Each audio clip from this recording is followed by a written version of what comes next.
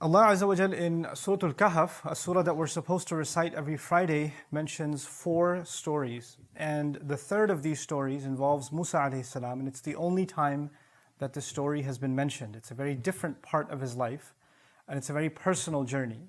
Most of the time when you read about Musa alayhi salam, it's either him directly speaking with Allah, or he's engaged with the Israelites, or he's challenging the Pharaoh, and it's a very public role or a leadership role. But in this particular story, it's very different from all the other things we learn about Musa alayhi salam. As a matter of fact, there are so many mysteries about this story, we don't even know exactly where to place this in his life. We know that it seems to have happened after they crossed the water, but exactly when historically and where he went, we don't know. And Allah chose not to tell us. But some things I want you to know about today for the purpose of this khutbah, my intention is not to actually tell you the entire story, but to highlight something Allah said within this profound account that Allah has mentioned. And that is that Allah Azza wa Jalla, in describing Musa alayhi salam, first of all, the most talked about prophet in the entire Quran. Nobody's mentioned by name more than Musa alayhi salam. And of course, he's been given the book, which then became the book that's more prophets taught than any other prophet. Meaning Allah gave him Torah, and after he gave him Torah alayhi salam, every generation after him had a prophet, and they taught Torah again and again and again and again and again. So more prophets were students of what he was given than any other prophet. So also, of course, Allah Azza wa Jal describes the people that ascribe themselves to him, the Jewish community. He describes them as ahbar, people of ink, people of knowledge. Right? And ulama, Bani Israel, Quran uses the word scholars, or people of knowledge of the Israelites. Meaning these are people that actually have profound knowledge. This is something they have from Allah, that Allah Azza wa Jal gave them. Even after the changes they made to the book, there's still some knowledge that they possess. So Allah highlights the knowledge and the highest status of Musa alayhi salam over and over again in the Quran. But then in this story, he is not the teacher, he's the student. Musa alayhi salam, who is in every other scenario a teacher, is now a student. And this is not early on. When you think of education, early on in your career, you're learning, you're a student, and when you get certain qualifications, then after that you become a teacher. That's the normal progression of things. But this, from what we can tell, is actually happening much later on in the life of Musa alayhi salam, much after he's been a teacher. As a matter of fact, he's been a teacher to the Israelites. He's already received the Torah. He has been teaching on behalf of Allah Azza wa Jal. And if we're to accept the authenticity of the narration, it's even claimed that nobody was more knowledgeable on earth than Musa alayhi salam, that he didn't know of anyone who had more knowledge. And yet Allah tells him, there's someone who knows more than you do, and you need to go learn from him. And so this really interesting story is now about someone who from what we can tell in the Quran, was given more knowledge than anybody else, and yet Allah is telling him that you need to go learn from someone else. Now, the more someone is learned, the more qualifications they have, credentials they have, the higher status they have in society. I'm not even talking about religious knowledge. If somebody's got a PhD, it's a form of respect. If somebody's a professor in university, it's a kind of prestige. We know that. This is why we celebrate people that graduate, whether you're graduating high school or college, or you got a master's degree, or you got a PhD, or with Islamic studies you got an ijazah, or you finished memorizing the Quran. Whenever somebody accomplishes something in education, their status is increased. They're more recognized in the society. People listen to them and they have more validity. And yet, this person who Allah describes as more knowledgeable, clearly, as even than Musa alayhi salam, rather Musa alayhi salam is traveling an exhaustive amount to come learn from him. Nobody knows him. Nobody knows him. As a matter of fact, one of the most interesting things, is that we don't even know his name. The Quran, Allah did not mention his name. Yes, in the narrations we learned the name Khidr or Khadir, and there are variations of that spelling that are mentioned.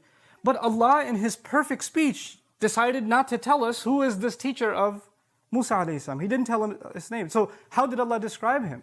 This is where I want to begin really today. He says, فَوَجَدَ عَبْدًا مِنْ عِبَادِنَا.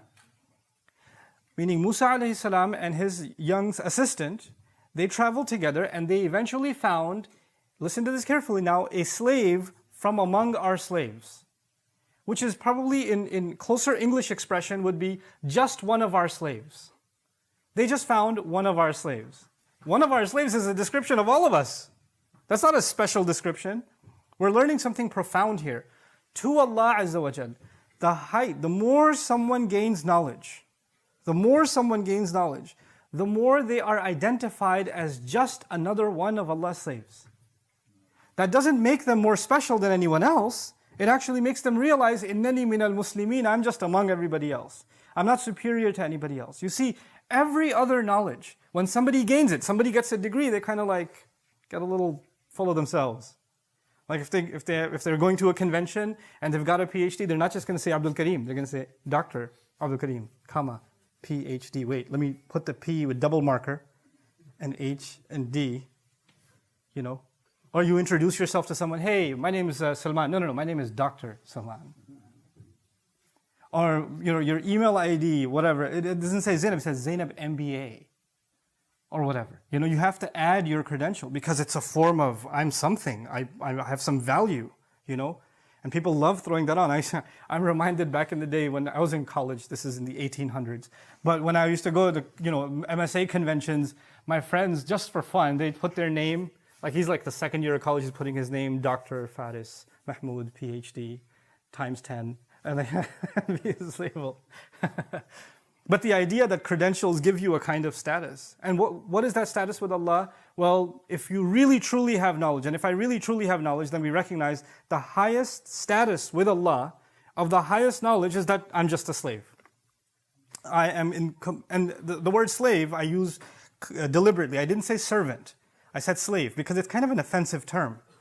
Right? And literally in the Arabic language, I have to try to translate the Arabic of the Quran as close to the English as possible. I'm not trying to be politically correct. I'm trying to be accurate from a language point of view. Abd actually does mean slave. And yes, slave is an offensive term. But I want you to understand why that's used. Because slavery to anyone other than Allah is humiliation. But slavery to Allah is an honor. It's actually freedom. And also, you can't think of any title that somebody could give you that could be lower than slave.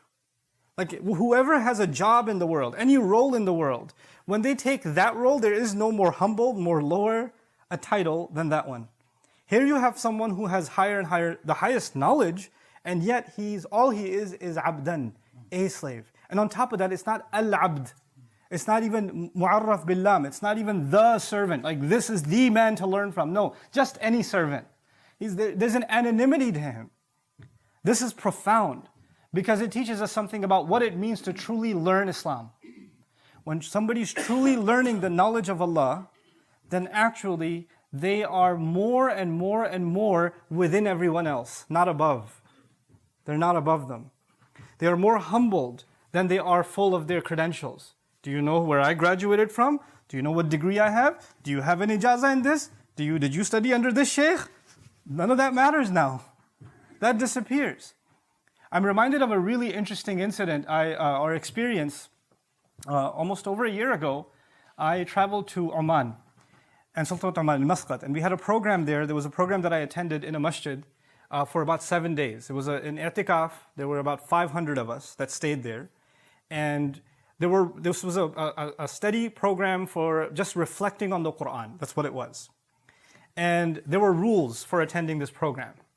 And one of the rules was you have to leave your cell phone, astaghfirullah al-azim. You have to leave your cell phone with the custodians, and if there's an emergency, they'll contact them. But for 7 days, you don't have your phone. I don't even know how you can breathe without your phone anymore, but we did it somehow. So there's no phone with us.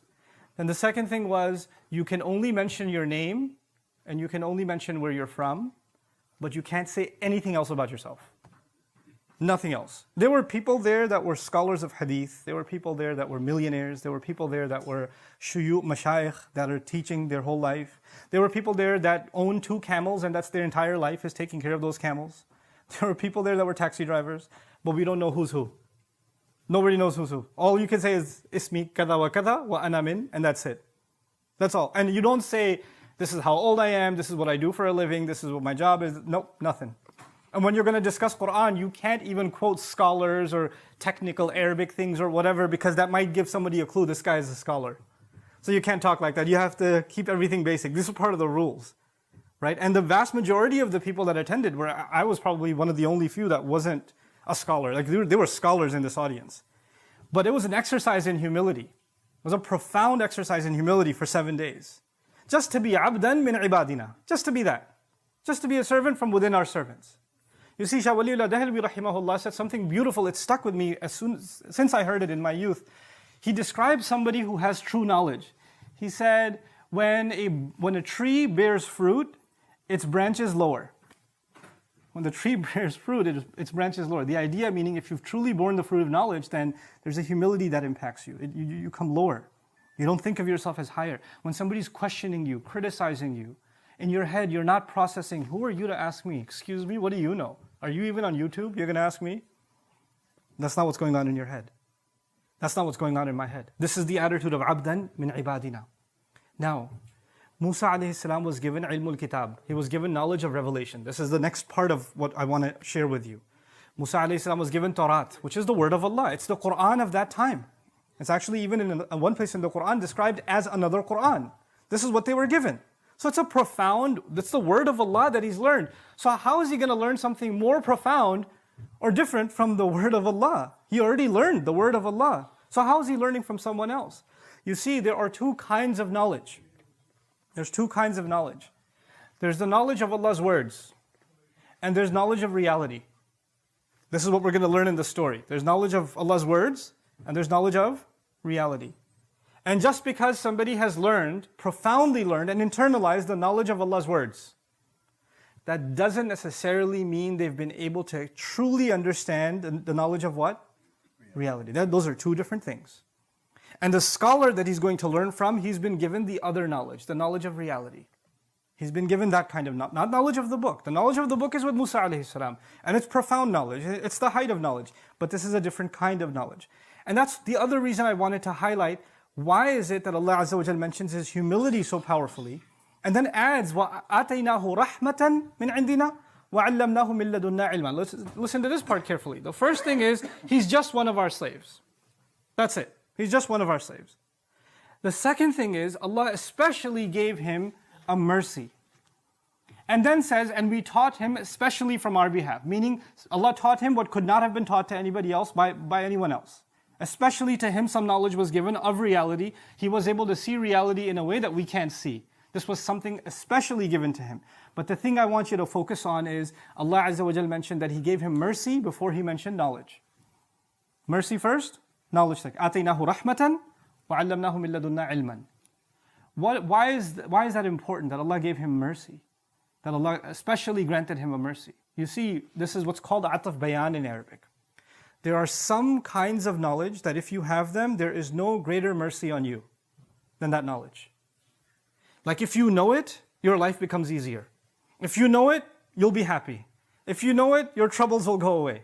What greater mercy that your heart is not going to be at unrest, that you're not going to be afraid anymore, you're not going to be sad anymore, you're not going to be disturbed anymore. You're constantly in a state of blessings because Allah has given you a mercy from Him. And what is that mercy? Some special kind of knowledge of reality. This is the knowledge that he's been given that becomes a mercy for him. Now, how does that operate? I'm not going to tell you the story, but I want you to now, when you go home and you recite the story and read something of the translation or commentary on the story, think about these things. Allah Azza wa Jal takes us along with this journey that Musa alayhi salam came to him and says, "Ala an tu'allimani mimma 'ullimta rushda." Can I follow you? Because you can teach me some of the things you've been taught. And the first thing he says to Musa alayhi salam is, you don't possess the right prerequisites. When you join a university, you have to have prerequisites. He says, the qualification that's needed is sabr. You don't have it. إِنَّكَ لَن تَسْتَطِيعَ مَعِيَ صَبْرًا. You're not capable of being patient. You're not capable of holding back with me. You're not going to be able to handle it. This is too tough of a program. Musa alayhi salam won't be able to handle it. He was able to handle Fir'aun. He was able to handle crossing the water. He was able to handle the Israelites. He's handled quite a bit. He's been able to handle people trying to kill him. And he says, you can't have sabr with me. And this is the same Musa alayhi salam who's telling the Israelites to have sabr. He's telling them when the armies of the Pharaoh are coming, إِلَّا مَعِيَ رَبِّي سَيَهْدِينَ. No, it's okay. My master is with me. He'll guide. This is the hero of Islam, the highlight of the Quran. And this man tells Musa alayhi salam, you don't have enough sabr for this. You can't handle it. Subhanallah. Just to even think about who's being said this is being said to Musa alayhi salam, And so when he says that, of course, Musa alayhi salam says, no, satajiduni insha'Allahu sabiran. It's a humble answer. He doesn't say, excuse me, You're going to tell me about sabr? Let me tell you my sabr experience. Here's my sabr resume. No, no, no. He says, inshallah, if Allah wills, you will find that I have sabr. If Allah wills. He doesn't even guarantee that about himself. Like, look, yes, I have a pretty decent track record with sabr, but that doesn't guarantee that I'll always have it. If Allah wills, I hope that I will meet that expectation. سَتَجِدُنِي إِنْ شَاءَ اللَّهُ صَابِرًا. I want to spend the last few minutes of this khutbah talking to you about this knowledge of reality and how the sabr of Musa alayhi salam was tested. And why that knowledge of reality becomes a mercy. I want you to think of it this way. Reality is two things. It's what you can see and what you cannot see. Right now, I can see you. I don't see the two angels on your sides. I don't see them. You understand that? So but they're real. They're here. So there's a reality that we can see and there's a reality that we cannot see. When Laylatul Qadr happens, you look up at the sky. It's just the sky. But the unseen reality is the sky is completely covered with angels descending. تَنَزُّلُ الْمَلَائِكَ وَالرُّوحُ فِيهَا بِإِذْنِ رَبِّهِمْ مِنْ كُلِّ أَمْرٍ. That's an unseen reality. You understand? So there's a seen reality and there is an unseen reality. Now, this knowledge, what we see all the time, all of our opinions, our feelings, our thoughts are always impacted by what we see. Because that's what reality is to us, what you see on the news, what you experienced, what somebody said to you, what you felt. These are your realities. But there's another side to that reality. It's like a source code. It's like you see the front end of the app, but you don't see the code behind the app. There's a curtain, there's a veil Allah put. And Allah Azza wa Jal says on Judgment Day, فَكَشَفْنَا عَنْكَ غِطَاءَكَ فَبَصَرُكَ الْيَوْمَ حَدِيدٌ. That we are removing the curtain from you so you can see crystal clear now. Your vision is ironclad. In other words, now you don't just see what was visible. Now Allah is going to remove the veil and you can also see the unseen reality. The thing is, in most of our life, pretty much all of our life, we never know why Allah does what He does. We don't know. We don't know why you got into a car accident. We don't know. We don't know why you lost your job. We don't know why you got sick. We don't know why this problem happened or that problem happened. We don't know why your brother did so well in school and you failed. We don't know. We don't know why you're so short and your siblings are so tall. And you start asking yourself, why did Allah do this? Why can't He just tell me what He wants from me? Why doesn't He lift the curtain a little bit? So let me see what the secret was. What was the big plan? So if I just knew, well, maybe I'd be at ease. Because when you don't know, when a judge passes a verdict on you, the judge says you have to pay this fine. And you say, why should I pay this fine? And he says, no, that knowledge is in the unseen. I'm not going to tell you. When a judge passes a verdict on you and you don't know why, then you become at unrest. You're like, I can't accept that. I need an explanation. I can't have that explanation be hidden from me. What Allah does in this story is He shows Musa alayhi salam there's always an explanation. But Allah decided, وَمَا كَانَ اللَّهُ لِيُطْلِعَكُمْ عَلَى الْغَيْبِ. Allah has decided that He is not going to be informing you of what's happening in the unseen. Behind everything seen, there's something happening that is unseen, and He has decided not to tell you. In this story, what Allah decided to do is imagine there's a curtain, and Allah lifted it, through His teacher, just a little bit, so you can get a glimpse, a little bit, you can see what's happening behind the scenes. So you understand there's always something happening, but He doesn't lift it all the time. This is a special knowledge given to Khidr alayhi salam, which is a special mercy to him. He doesn't give that to everyone. He didn't even give it to Musa alayhi salam. Meaning this is a reality He doesn't even open to His messengers alayhi salatu wasalam. That's the lesson we're learning here. So when Musa alayhi salam sees that people that are just earning a decent living and the only way they can make a living is a boat that they work on is being damaged by his teacher, like, what are you doing? This is messed up. How can you do this? What could possibly justify this? And he's told you you're not going to handle this. This is not the kind of course you can take and survive. You don't have the patience for this. Meaning he doesn't have the patience to see injustice and just stand by. Musa alayhi salam, when he sees injustice, he gets upset. When he sees two people fighting each other, he doesn't just stand there, he goes and fixes it. When he sees women struggling to feed their animal, he goes and helps. When he sees an innocent boy being killed, or he sees a ship being sunk for no reason, of course he's going to have a problem. And this became his test of sabr. In other words, when you and I see unfairness in your personal life, in your circle, when you see unfairness done towards you or done towards others, and you start questioning, why is this unfairness happening? This isn't right. That can't be a good thing. And you start, it agitates you, it really bothers you. It's at that point that those words of Khidr alayhi salam to Musa alayhi salam are, أَلَمَ قُلْ لَكَ إِنَّكَ لَن تَسْتَطِيعَ مَعِيَ صَبْرًا. Didn't I tell you this education, this knowledge is not easy to acquire. You don't have the patience for this. This is why it's not given to everyone. You can't handle this. And he even made the statement, وَكَيْفَ تَصْبِرُ عَلَى مَا لَمْ تُحِطْ بِهِ خُبْرًا. How in the world can you be patient over something you have no knowledge or experience of? There's an experience of the unseen. Allah did not open up that experience to us. We can't possibly experience it. We have to be humble and just sit back and say, Allah knows and we don't know. Wallahu ya'lamu wa antum la ta'lamun. Allah knows and you don't know. Eventually, when Musa alayhi salam was taught, okay, these are the things you couldn't bear. This is what was really going on. This was Allah's plan behind each of the events that took place. When that's described, then actually we realize this is one of the most important parts of knowledge that if we don't humble ourselves to, if we truly don't humble ourselves to, then there's no point considering yourself and myself someone who wants to learn about Allah's deen. Let me say that again. When we give ourselves completely to Allah's plan, that means we've humbled ourselves before Allah. We've trusted our teacher, who is Allah, and we've trusted the road He's taken us on. Even if that road becomes uncomfortable, our trust in Him doesn't go away. And that's not easy to do. If that wasn't even easy to do for a messenger like Musa alayhi salam, وَكَلَّمَ اللَّهُ مُوسَى تَكْلِيمًا, the one who spoke to Allah directly, it wasn't even easy for him to do. That means it's not easy for you and me to do. This is one of the hardest things we have to do in life, is to actually be able to just be okay with Allah's plan. Is to know at the end of the day, there is a larger plan. Now, please don't misunderstand what I'm trying to get across in this khutbah. I am not saying that when people treat you unfairly, and when people do wrong to you, or you see wrong happening, that you shouldn't say anything, it's Allah's plan. I'm going to take the sabr approach and not say anything. That's not what's being said. It's being said about things that are out of our control. When things that are happening that are out of our control, there's always a plan in place.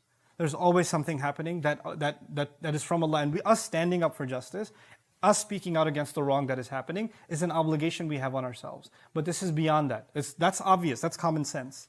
That's something that most of the Quran talks about. But there's an attitude before Allah Azza wa Jal that we have to humble ourselves. I have to really, really acknowledge in myself that I'm not going to question Allah. I'm not going to say, Ya Allah, I don't see the sense behind this plan. I don't get it. If I was planning, I would have done a better job. Ma'adallah. This is the thought that goes in someone's head. This is the thing that has to be killed. Because my sense of planning, my decision making, in my head, you're thinking you're more merciful than Allah? You're thinking you're more just than Allah? Am I thinking that I'm a better planner than Allah? I know better than Allah? I have more wisdom than Allah? Is that what I'm thinking? Because when I'm questioning His judgment like that, then there's clearly something wrong. Of course, we can get close to that sometimes. Even the angels got close to that at one point. They didn't understand why Adam was created. They didn't get it. They even asked Allah Azza wa Jalla, تَجْعَلُ فِيهَا مَنْ يُفْسِدُ فِيهَا وَيَسْفِكُ الدِّمَاء. Are you going to put on the earth someone who's going to cause corruption and spill blood? We don't get it. But immediately, as soon as they said this, because they don't understand, it's okay. We can ask Allah, Ya Rabb, I wish I understood why this is happening. Give me contentment to deal with what is happening. That's okay. But immediately, what did the angel say? وَنَحْنُ نُسَبِّحُ بِحَمْدِكَ وَنُقَدِّسُ لَكَ. And by the way, you're perfect. We're not questioning your perfection. We don't get it, but that doesn't mean that you're making the wrong decision at all. That's humility. That's to be a abd of one of the ibad of Allah. Abdan min ibadina. And this has nothing. On the one hand, you could have knowledge of the book. You could know the Arabic language and have memorized the Quran and have studied hadith and you know all of those things. But this isn't there. Contentment with Allah's decree is not there. Contentment with it. Knowing that what Allah has done is better. Knowing that what Allah has done has wisdom behind it. Knowing what Allah has done, Allah is a better planner than you and I will ever be. And there's good in it. Maybe that good is, sometimes a plant grows within a couple of days. Sometimes a plant grows in 20 years. Right? So the seed that you're experiencing now, we don't know the good of it will come now or it will come 100 years from now. We don't know that. That's Allah's plan. That we can't have any knowledge of that. This is not something Allah Azza wa Jal decided to tell us. You know? And so Allah even in Surah Al-Imran, when Muslims were going through a difficult time, and this is the last thing I'll leave you with, Allah Azza wa Jal told the Muslims this. When they were questioning, you know, when we lost in Uhud, when we experienced tremendous loss in the Battle of Uhud. And Allah Azza wa Jal noticed that Muslims are even starting to ask, why did this happen to us? Why did we experience it? We have the Messenger of Allah with us, sallallahu alayhi wasallam. We're the believers that we've sacrificed with him. How can we experience this?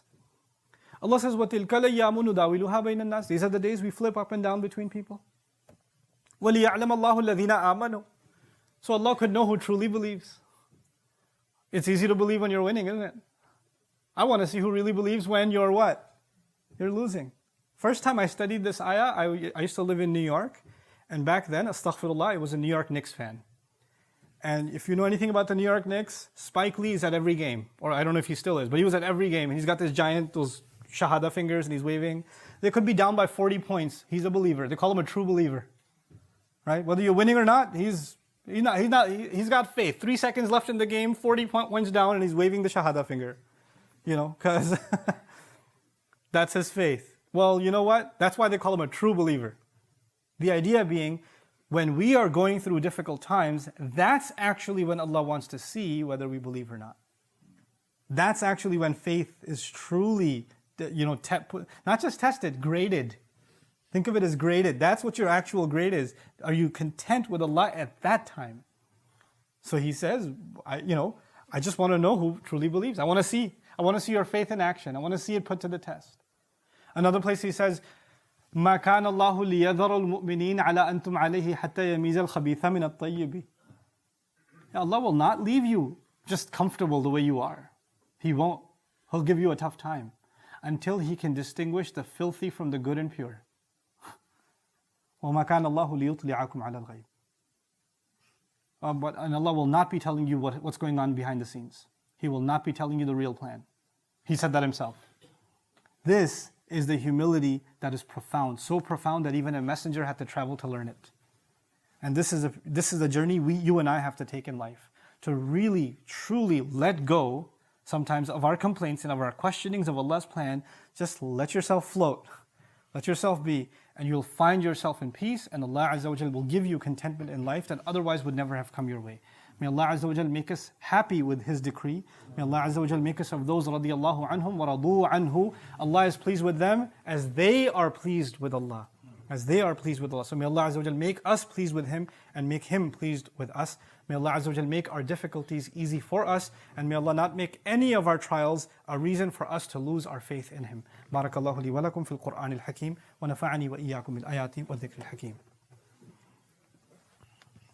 الحمد لله وكفى والصلاة والسلام على عباده الذين اصطفى خصوصا على أفضلهم وخاتم النبيين محمد الأمين وعلى آله وصحبه أجمعين.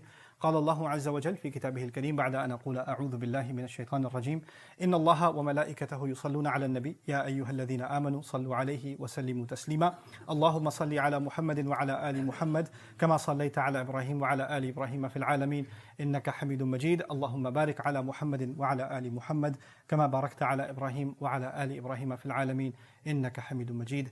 عباد الله رحمكم الله اتقوا الله إن الله يأمر بالعدل والإحسان وإيتاء ذي القربى وينهى عن الفحشاء والمنكر ولذكر الله أكبر والله يعلم ما تصنعون. أقم الصلاة إن الصلاة كانت على المؤمنين كتابا موقوتا.